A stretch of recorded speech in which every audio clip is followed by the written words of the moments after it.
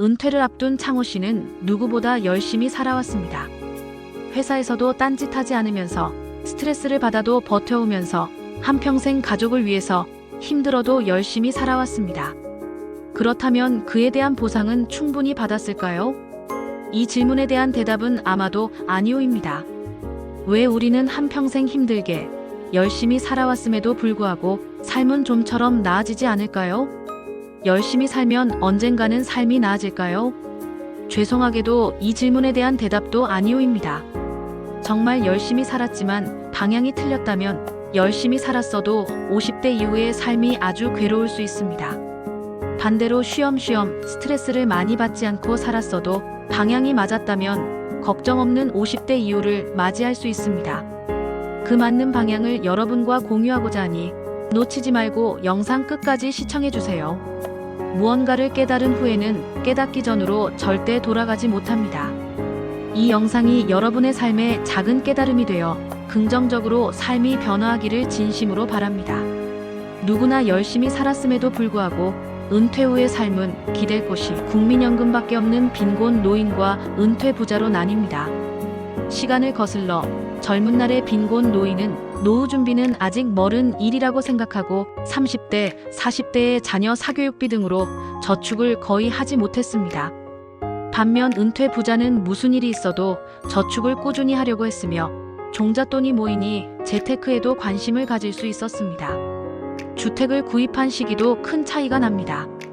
은퇴 부자는 30대 중후반에 첫 주택을 구입하였지만 빈곤 노인은 늘 전세나 월세로 살아오며 집에 대한 소유권을 가져본 적이 없거나 또는 주택 구입 시기가 늦어서 은퇴 시점에도 주택담보대출이 남아있는 경우가 많았습니다.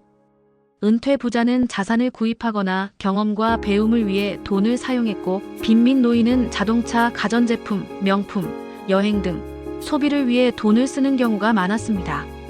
그렇다면 은퇴 부자가 되기 위해서는 어떻게 준비해 나가야 하는지 한번 살펴보겠습니다. 첫 번째로 얼마가 필요한지부터 명확하게 아는 것입니다. 은퇴 후에 내가 어떤 삶을 살고 싶은지 그 삶을 유지하기 위해 매달 얼마의 돈이 필요한지를 정확하게 예측하고 그에 맞춰 총 노후 자산 목표액을 설정해야 합니다.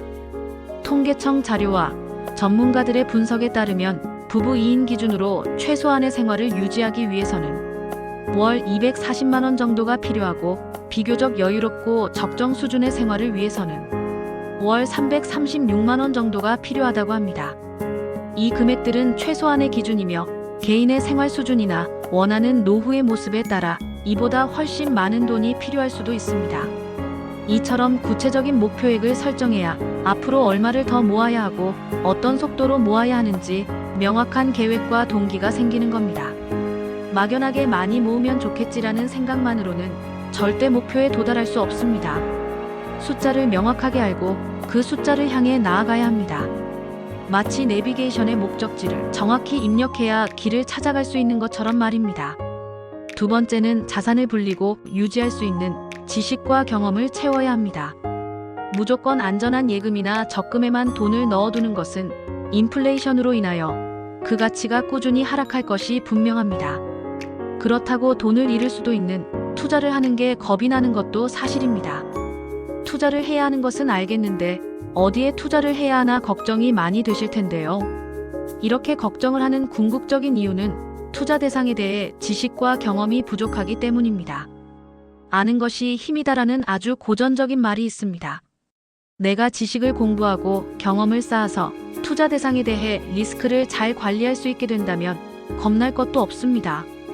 오히려 인플레이션으로 인하여 확실히 가난해지는 은행의 예금, 적금이 더 무섭습니다. 저는 현재 부동산과 주식으로 안전하게 자산을 불려나가고 있는데요. 이 채널을 통해 하나하나 차근차근 그 방법들을 풀어나갈 예정이니 구독을 통해서 놓치지 마세요. 참고로 비트코인은 아직 투자하고 있지는 않지만 어느 정도 자산이 더 커지면 포트폴리오 중 하나로 구성할 생각입니다. 세 번째는 주택을 줄일 줄도 알아야 합니다. 아마 많은 분들에게 가장 심리적인 저항이 클 수 있는 부분일 겁니다. 평생을 꿈꾸며 마련한 소중한 보금자리를 줄인다는 것이 쉽지 않은 결정이겠죠. 하지만 필요하면 과감하게 집 규모를 줄여서 현금 유동성을 확보하는 것도 매우 현명한 방법이 될 수 있습니다.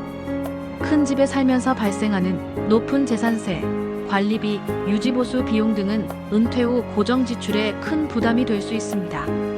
이런 지출을 줄이고 남은 자금으로 월세 수입이 나오는 부동산에 투자하거나 안정적으로 주식을 굴리면서 현금 흐름을 만들 수도 있습니다. 주택은 분명 소중한 자산이지만 때로는 현금 흐름을 막는 애물단지가 될 수도 있습니다. 마치 다이어트 할 때 몸에 맞지 않는 큰 옷을 과감히 버리고 내 몸에 맞는 옷을 입어 새 출발하는 것처럼 말입니다. 물론 쉽지 않은 결정이겠지만 더 나은 노후를 위해 심리적 장벽을 극복하고 현실적인 선택을 내리는 용기가 필요합니다. 이는 단순히 집을 줄이는 것을 넘어 라이프 스타일을 현명하게 재조정하는 과정이라고 이해하는 것이 좋습니다. 마지막으로 간병보험 가입을 고려해 보세요. 특히 자녀가 없거나 자녀에게 부담을 주고 싶지 않은 분들이라면 더욱 중요합니다. 살다 보면 언제 아플지, 언제 사고가 날지, 언제 요양이 필요할지 아무도 예측할 수 없습니다. 그런데 막상 병원비나 간병비가 어마어마하게 나올 수 있습니다. 장기 요양에 필요한 비용은 생각보다 훨씬 더 많이 들 수 있으며 이는 가족들에게 엄청난 부담으로 다가올 수 있습니다. 살아가면서 반드시 필요한 정보가 무엇이 있을지, 그것을 어떻게 영상으로 만들지 매일매일 고민합니다.